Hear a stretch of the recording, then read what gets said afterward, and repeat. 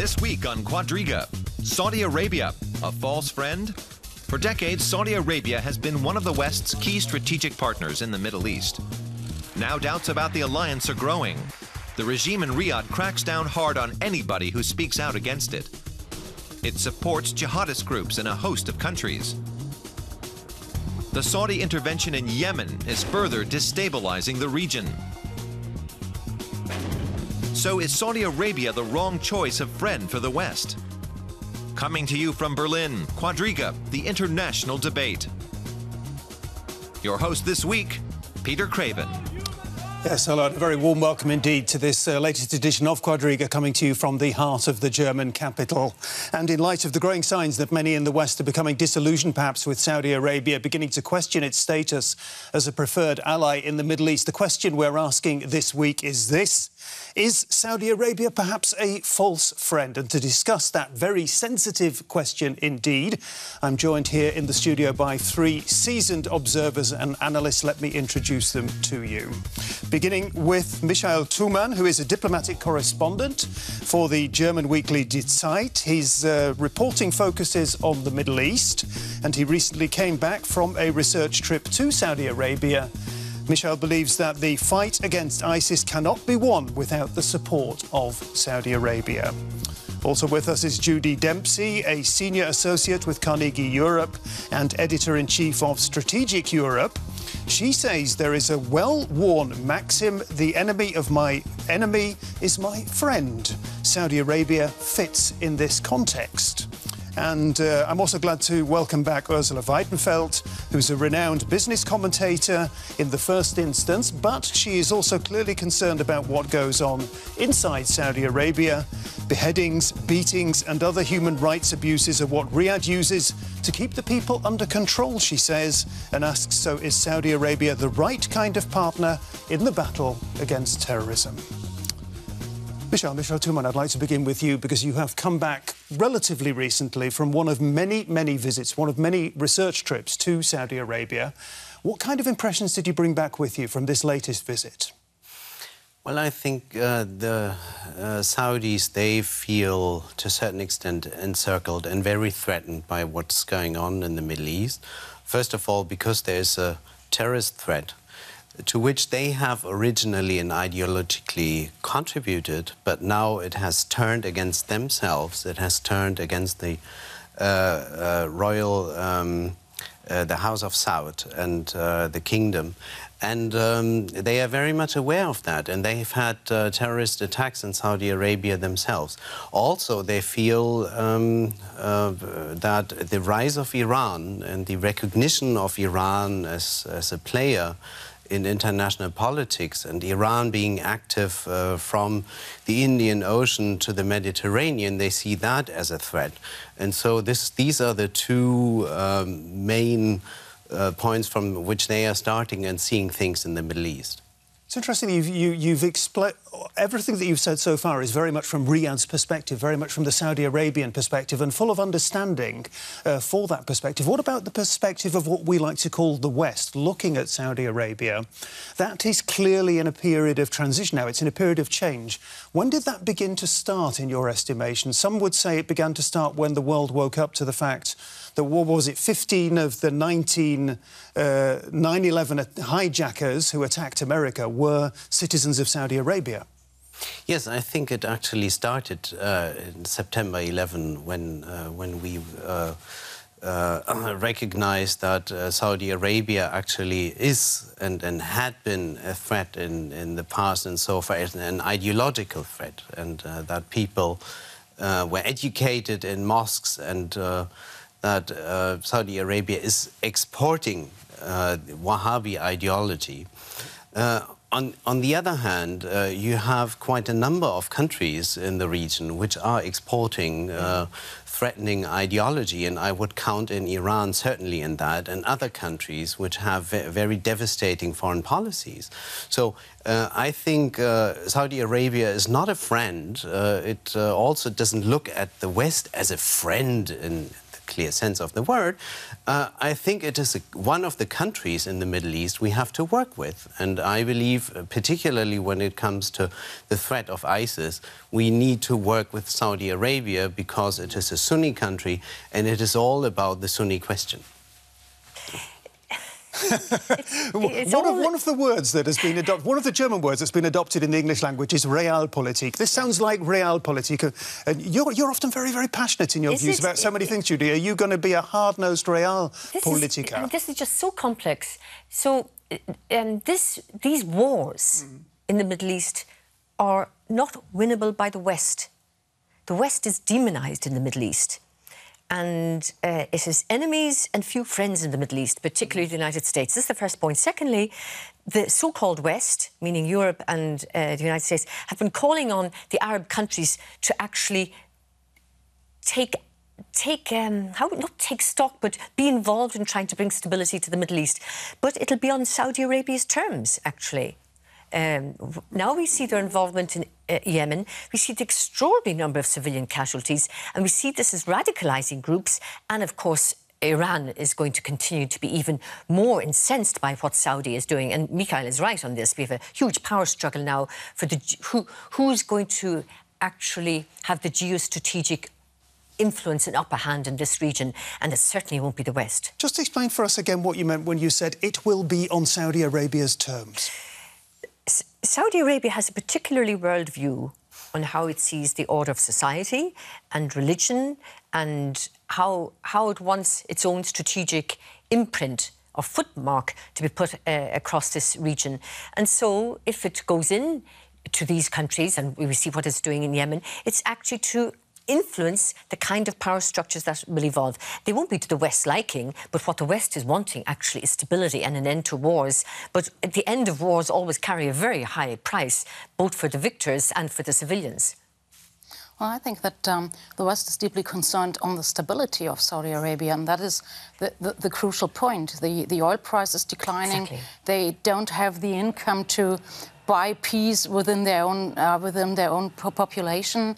They do have growing problems with very young population, with quite well-educated population, which is not been able to be employed in any case. So I think that the concerns of the West is not to lose Saudi Arabia as an ally, but to lose it as a stability factor in the region. I wonder, I was thinking about this before the show. The United States' view of Saudi Arabia and the Middle East has absolutely altered over the past couple of years because America is becoming energy independent. And the relationship with the Saudi kingdom was so close when actually the United States needed energy, needed its oil and gas. That's gone now. And now they are competitors. Precisely. Precisely. And this is now a very different kind of relationship, not built so much on necessity of energy, but I suppose the necessity of realpolitik. Mm-hmm. And Europe was, in the past 10 years or so, not a big importer of Saudi oil. So it's actually much less about the oil we import from Saudi Arabia, and also Saudi Arabia will export less oil, if whatsoever, to the United States. But how we look at Saudi Arabia is simply as a player in the Middle East, which is important to sustain this equilibrium. And I have heard people already back in the Bush administration, there were some people calling for regime change also in Riyadh. I think thinking about that or calling for that is utterly dangerous, because we need both Iran and Saudi Arabia, because we need to sustain the equilibrium. And we have seen after the invasion of Iraq how bad for the Middle East changing this equilibrium can be. And absolutely. Taking out one of the major players like Saddam Hussein at the time. Indeed, but now what you see is the Saudis setting up this alliance to try to get rid of, or at least take on, ISIS, the so-called Islamic State. But who is not in the alliance? It's Iran. It's Iran. And, well, of course, Algeria is another issue, who's not in it.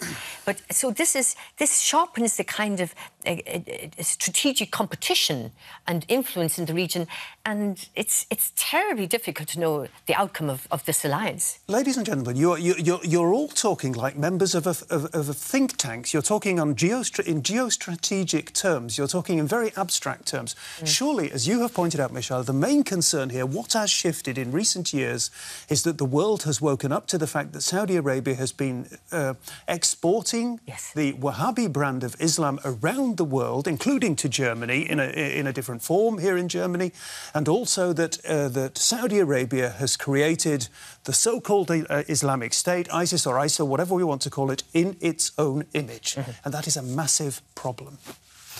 Well, I think Saudi Arabia, indeed, since the 1960s, at the time as a response to Colonel Nasser in Egypt and to Soviet-inspired and Soviet-supported forces in the Middle East, they exported the Wahhabi ideology. They have done so until the 1990s. Still, you have lots of mosques being supported all over the world by Saudi businessmen. But they have changed. They have changed in so far as they have understood that if you support radical Wahhabi preachers inside and outside of Saudi Arabia, that this turns against themselves. So they have had actually programs inside the kingdom since the 2004, 2005, and the now Crown Prince, Mohammed bin Nayef, is actually one of the implementers of this program to re-educate people, preachers, and also, of course, with very harsh measures to jail them, and in jail they had re-education programs. So they are doing something. I think it's not enough. But the problem I think we have with Saudi Arabia today is much more the ambition of the Vice Crown Prince Mohammed bin Salman and his particular war in Yemen. It is also the way how they try to forge an alliance now against Iran, while we all want them to forge an alliance against ISIS, in fact. But what about the alliance between the clergy and the kingdom in Saudi Arabia? As I understood it, it was always the deal between the clergy and the kingdom to legitimize the kingdom of Saudi Arabia by theological and ideological things. And on the other hand, the kingdom never would stop Islamism, Wahhabism and things like that. So do you think they are really able to stop export of fundamental Islam to any other country? Because this expansion, to me, seems to be one of the constituencies between in the relationship between the both. You have a very close linkage between, yes, Wahhabi clerics and the House of Saud, but you also have, and there the question is, you know, how radical does it go, and is it like ISIS or not? Is it the terrorism, problem or is it terrorism or not? And this is actually the question of violence. You know, there's the dividing line, and what we have to understand about Saudi Arabia is that there are people supporting ISIS in Saudi Arabia, and this is the opposition in the country. So if we talk about the opposition, Saudi Arabia has a strong opposition. It stands on the right. It's pro-ISIS, and it's against the House of Saud and against the king. And this is the power struggle within the kingdom, which is going on. But underneath this is, and it's what Peter was mentioning, there's this huge, Ursula was mentioning, this huge younger generation of women and young men who are highly educated, and they have no perspective in that society. This is not about imposing Western values or norms. They want access to basic freedoms. Frankly, not being able to drive a car, women not being able to drive a car, go unaccompanied. I mean, this is a brutal role of the clerics. It's an important symbol, though, but it's not a symbol, it's a reality. It's a reality, and how the social media is monitored and how those elections were run last week. We'll talk about that shortly. Let's talk about one other aspect of the relations between the West and Saudi Arabia. There are many controversial aspects of relations between Germany and Saudi Arabia as well, and one of them is arms sales. We've got these images, and then we'll continue the discussion. From George Bush to Angela Merkel, Western leaders have long courted the oil-rich kingdom. One reason, Saudi Arabia is one of the biggest purchasers of arms from the West. Leopard tanks, rocket-propelled grenades, and a license for producing G-36 assault rifles. Those were export hits from Germany. 209 million euros worth of German-made weapons went to the Saudis in 2014, although a law prohibits or requires a permit for weapons exports to conflict regions. But in the case of its friend Saudi Arabia, Berlin is willing to look the other way. And that despite the fact that Riyadh is pursuing its own interests in the region, including leading a military intervention in the Yemeni civil war. So, Ursula Weidenfeld, Saudi Arabia is the third largest purchaser of Germany's weapon exports. Is that... some people say it's a good thing, some people wring their hands in despair. Who's right? Well, I think that the West as a whole is concerned, and it is right that it is that the West is concerned about that. It is not only Germany exporting 209 million. Saudi Arabia imported for $90 billion since 2010. So that means it is the biggest customer, nearly the biggest customer of weapons worldwide. So and to have such a lot of weapons in a country means, on the one hand, they resell it to third parties, and nobody has a control about that. And on the other hand, they are blocked by all these weapons they have, and they have to do something with that. So they're going to Yemen, they just are involved rightly in Syria, and that seems to be a growing problem even for especially the German government. They don't want to export tanks to Saudi Arabia and things like this. And I think that this will be a mind change in the upcoming years. How to come along with Saudi Arabia, not knowing what would they do with patriots, with tanks, with whatever they buy worldwide, and how would they use that only in the sense the West would agree to, or do they have third points on their agenda? I mean, the question is, are these weapon sales to Saudi Arabia, not just from Germany, are they making the region a safer place or a less safe place? Michel? Well, if you look at the war in Yemen now, they don't make the region a safer place, definitely. And the same is of course, true for Syria, where also many... And they have a defense minister, he's 30 years old, and he's willing to do something with it. Yeah, this is the problem, because what we have seen here is a change in the Saudi way of dealing with foreign policy, which was rather cautious and inward-looking for a long time under King Abdullah. When the king deceased and a new king and his son, Mohammed bin Salman, the Minister of Defense, came into power, this has changed. And it's a more ambitious policy, strongly intervening in neighboring countries. So, and this, of course, makes weapons exports to Saudi Arabia, to which Germany contributes a very small fraction compared to other countries, but still, it sheds another light on these weapons exports. Just 1 second, let's listen. We actually have a quote from the German Foreign Intelligence Agency, the BND, referring to what you've just been referring to, the threat that Saudi Arabia is posing in Yemen, for example. Let's just listen to that quote, and then we'll talk a little bit more. Yeah. The until now cautious diplomatic stance of the older members of the leadership of the royal family is being replaced with an impulsive policy of intervention. Intelligence service had to say. Now, the German government was not happy about that being out in the open, and we all know that, but it was out in the open. It appears to be a pretty fair assessment of the situation. And what it tells us is that we know that this is happening despite the fact that, or because of the fact, and with knowing that the weapons from the West are being sold to Saudi Arabia. Why are we continuing to do that? Because there's a view, and when you ask German diplomats, there's a view among the political elite in Berlin that makes these decisions that the stability of Saudi Arabia is paramount. Full stop.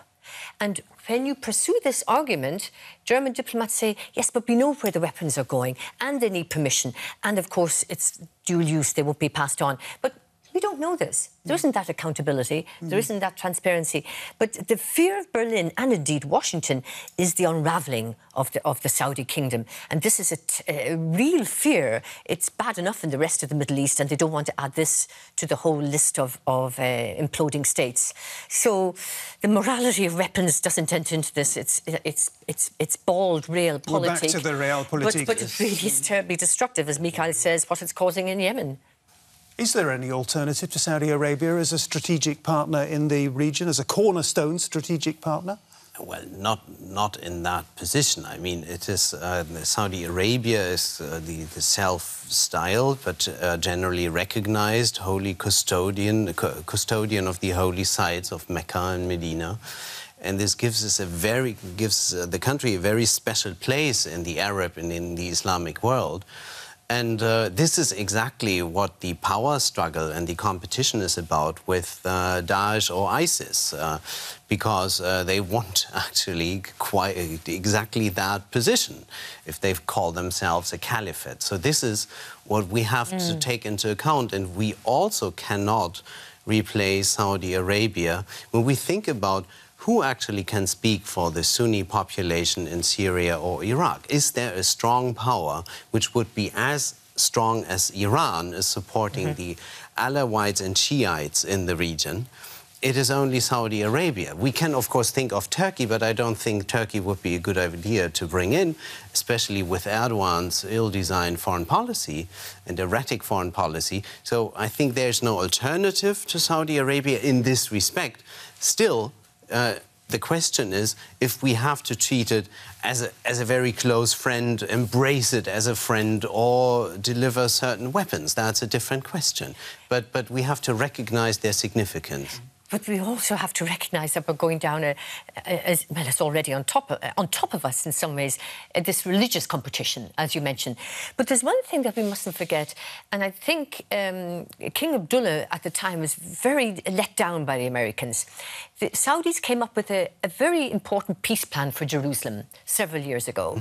And it was rejected by, first of all, the Israelis and backed by the US. I think this was a mistake. Here was a real attempt, a genuine attempt to actually push or to revitalise the peace process, and it was pushed aside. And I think the Saudis were very disappointed. This was a chance, and they felt this was a foreign policy venture, and it was rejected. It was a pity in retrospect. I think you're right. There is no alternative in the short term, but if you look at a longer term, the West sees that there will be no solution without Saudi Arabia, but there won't be a solution without Iran.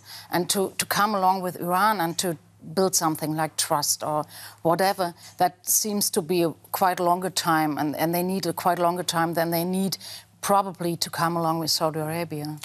Let's just one short word about human rights in Saudi Arabia, because we did touch on it, and I'd like to talk about women's rights, because recently, you know, there was this big step forward, as it was suggested, that women now have the right to vote and stand as candidates in regional elections. Is it a big step forward?